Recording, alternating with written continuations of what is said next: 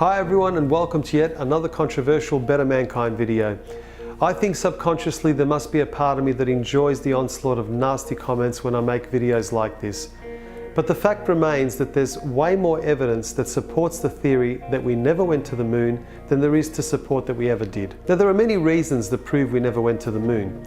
To mention a few, you have the wavy flag in a zero atmosphere environment, the lack of any blast crater underneath the lunar module, or how about the absence of stars in space? The problem with any of these arguments is that NASA seems to have an explanation for every single one of them. Therefore, people like me and other moon landing deniers are referred to as a bunch of crazy tinfoil hat-wearing conspiracy kooks that need to up their medication. So in this video, I'm only going to address a single discrepancy that NASA themselves have admitted to on more than one occasion and will prove without a doubt that we have never even left low Earth orbit, let alone landed a man on the moon.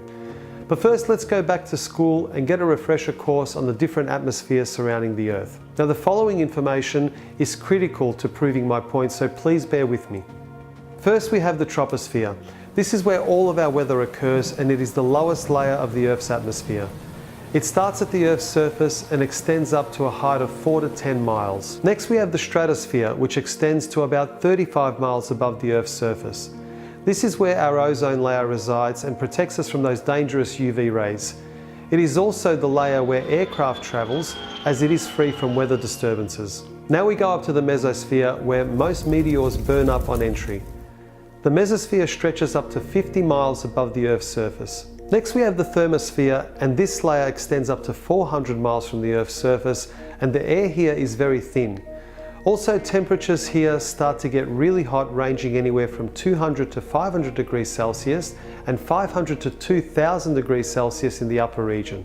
And last but not least is the exosphere. The temperature in the exosphere can vary from 0 to 1700 degrees Celsius. The exosphere is the outermost layer of the Earth's atmosphere and is around 6,200 miles from the Earth's surface. Now, according to NASA, low Earth orbit is around 1,200 miles from the Earth's surface. So before I tell you the reasons why it is impossible for us to go beyond the exosphere, or for that matter even past the thermosphere, have a listen to what some NASA experts have to say about this topic.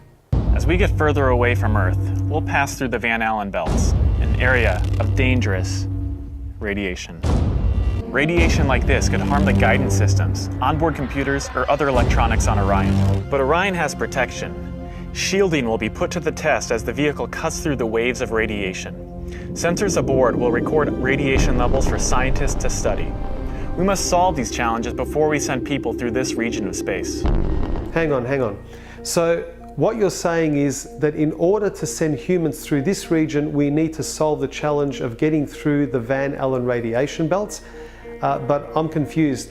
Didn't you already solve this challenge back in 1969 when you sent astronauts to the moon, and subsequently 5 other times after that? But we're also really pushing the boundaries in terms of where we're going forward with exploration. I think humans are naturally driven to do this, and this is really the beginning, I think, of human beings leaving low Earth orbit. I certainly plan on being around to see that. So she's a NASA astronaut, but I guess no one bothered to tell her about the first time that we left low Earth orbit. I guess she might be a little too young to remember. Here we have another astronaut that wasn't told about the moon landing 48 years ago. The plan that NASA has is to build a rocket called SLS, which is a heavy lift rocket. It's something that is much bigger than what we have today, and it will be able to launch the Orion capsule with humans on board, as well as landers or other components to destinations beyond Earth orbit. Right now, we only can fly in Earth orbit. That's the farthest that we can go. And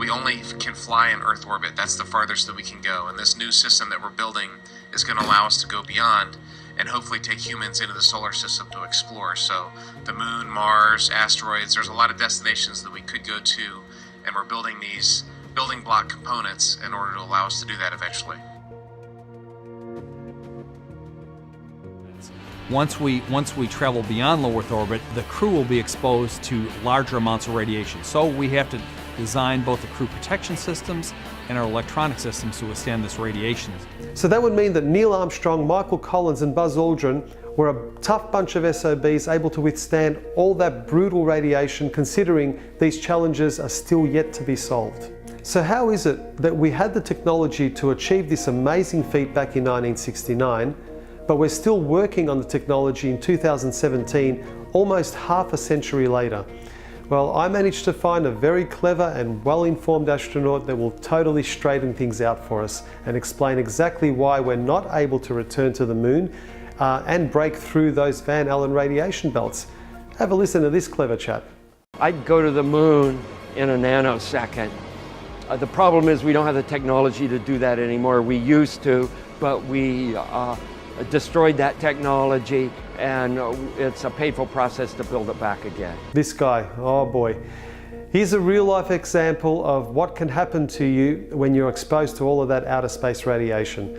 And if you're a child with aspirations of becoming an astronaut, being a very good liar might be a positive attribute to have on your resume. Now, just by showing you these admissions of guilt by NASA, I can easily end this video now, and I would have easily proven my point without a shadow of a doubt. But I'm sure that for some of you hardened skeptics out there, this damaging evidence is still not enough. So let's take this theory of mine to the next level.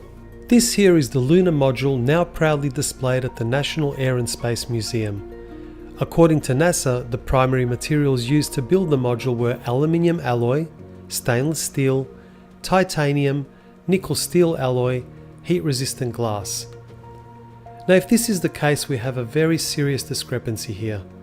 If you remember earlier when I went through the different atmospheres that surround the Earth, both the thermosphere and exosphere have temperatures ranging from 0 to 2000 degrees Celsius. So I decided to examine the melting points of the primary metals that were used to build the lunar module. First off, we have the aluminium alloy, which has a melting point of 463 degrees Celsius. Next we have stainless steel, which has a melting point of 1510 degrees Celsius. Then we also have nickel steel alloy, which melts at 1453 degrees Celsius, and of course the heat resistant glass for the windows, which has a melting point of 760 degrees Celsius. So this would mean that the lunar module, along with its occupants, would have disintegrated well before it even passed through the thermosphere, let alone surviving the Van Allen radiation belts in the exosphere. To protect the astronauts from the Van Allen radiation belts, the lunar module would have required 6 feet of lead shielding. But here's what they really had for protection.